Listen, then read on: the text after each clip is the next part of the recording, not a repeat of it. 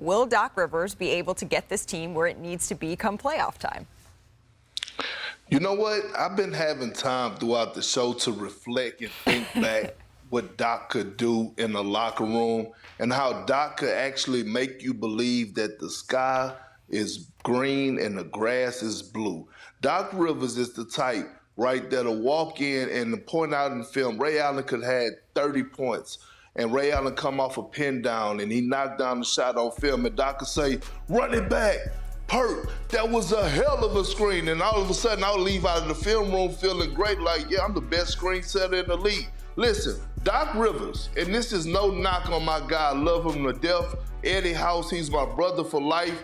Eddie House wasn't known as a defender. Eddie House was known as a shooter. Eddie House was fighting over screens for Doc Rivers, right? So getting that attention and the way that Doc Rivers could actually, if you are open-minded, get you to buy in and believe, he could actually change that locker room. I had to sit here and reflect a little bit. You know, Doc had me feeling like I was the best center in the league, and at that time, you had Shaq, Dwight Howard, and Yao Ming. Hey, Perk, you still won a Game 7. Shanae said this is the most important phrase, I think, Game 7, perhaps. so we're talking about Doc Rivers, really? I'm talking about Perk. Okay.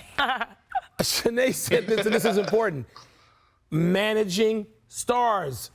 Managing locker room and managing stars. That is incredibly important in basketball, in the NBA. It cannot be overlooked. And if he can get them feeling like that, like Perk just described, look, to me, getting to the conference final is the place where the Bucks have to be. I don't have them beating Boston, but before that, they got to get to the conference final. Doc can get them there. Talk about the conference final, the NBA finals.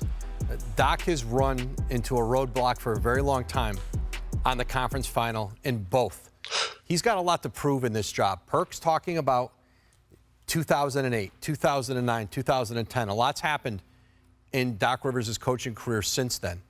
And I think for Doc Rivers, you know, he has shown, listen, I thought in Philadelphia, he got the most out of James Harden. And James Harden's playoff difficulties, they didn't start with Doc Rivers as his head coach. Amen. They've been there through his career.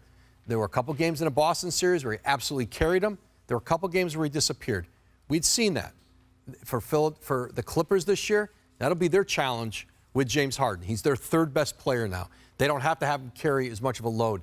But I think for Doc Rivers, listen, the challenge is on him, just like it is this group. This is a competitive Eastern Conference. Milwaukee believed that Doc Rivers gave them a better chance to compete in the postseason, to advance in the postseason. But I think for him, you talked about, is this his last chance? It's his last best chance.